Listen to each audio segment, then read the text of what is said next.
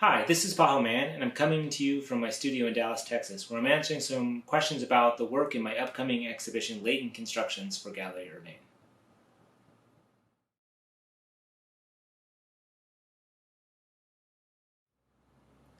I think the thing that first excited me about the work in Latent Constructions was the rich textured images I was able to make from the still lifes that I was building in my studio. I was building still lifes out of obsolete cameras and old imaging technology.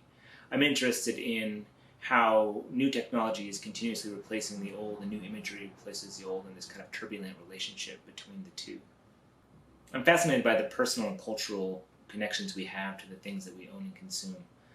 I'm also interested in how still lifes can serve as a tool to talk about those ideas as well as a metaphor for transition and loss.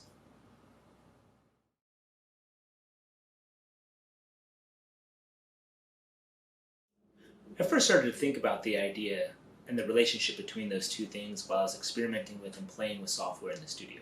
I was using new 3D scanning software and pushing at the edges of the software to see what it could do and see how I could manipulate it to make new and unexpected things. While I was doing this, I found hundreds of intermediary images, these images that are made by the software to help it make the final 3D model. The software uses those images to help it read depth in a scene, and they're really never meant to be seen by human eyes.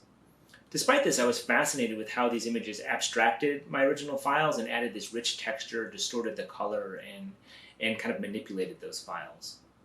Many of the final pieces in Latent Constructions are made by me layering those intermediary files to make new and exciting images.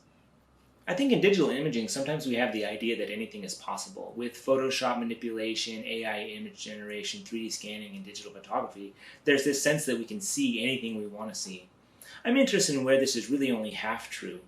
There's still something unexpected that happens when we play with new technology and push at the edges of new technologies to make something new and unexpected. I really hope that's what's happening with the works in Latent Constructions.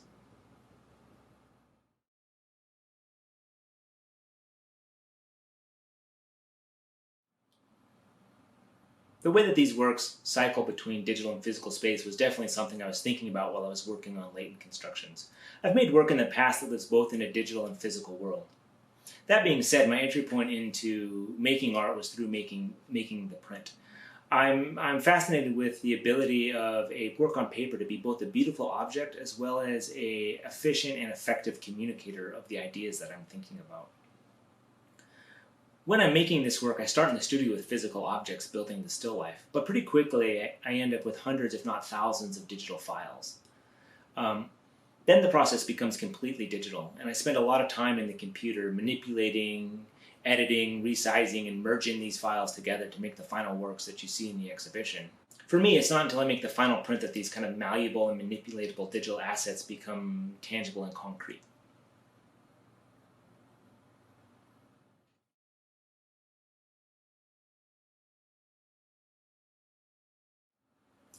For me, the significance of the objects used to make the work in this project is related to their past. I'm using obsolete imaging technology, old cameras, cell phones, and other photographic tools. There's a tentative relationship between old and new, one replacing the other, but always going through a similar cycle. I'm fascinated how these tools mediate how we understand the world around us. I'm also thinking about the history of still life imagery as a way to explore the temporal, evaluate consumption, and reflect something about our contemporary life.